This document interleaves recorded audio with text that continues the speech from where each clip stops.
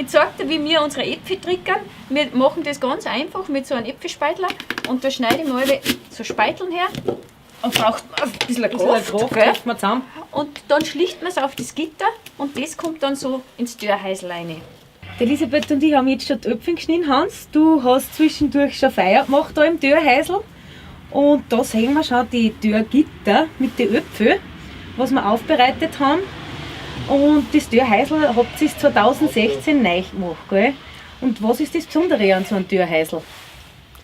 Was das Besondere ist, dass man sein eigenes Obst dichten kann, also trocknen. Ne?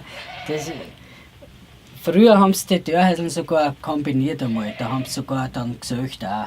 Also im Winter haben sie dann, dass der Rauch da durchziehen kann, aber das haben wir nicht gemacht, weil man eigene Söche hat. Aber da, wie gesagt, kommt das einer und wir dörren das bei ca. 50, 60 Grad. Also 60 Grad ist schon fast ein wenig zu heiß. Und das Dörrobst, das muss auch dann ein bisschen, überhaupt bei den Zwetschgen muss man es ein bisschen wenden. Und auch schauen, weil vorne ist ein bisschen heiß, da ist der Ofen herunter, der was von vorne geheizt wird, der wird warm. Also. Ja, und das heizt sich dann auf. Und wichtig ist auch, dass dann oben ein Klappen ist, da.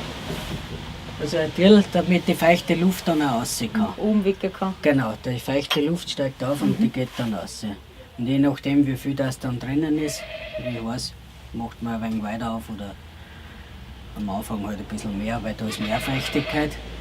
Und wie viele Tage bleibt das jetzt drinnen? Die Äpfel, sage ich jetzt einmal, wenn ich jetzt sage, die haben so ungefähr nach 2 Tagen fertig. Circa. Die Zwetschgen, je nachdem, wenn man so ganze tut oder nur halbiert, ist das verschieden. Aber die Zwetschgen brauchen schon einige Tage, also die brauchen 3, 4 Tage.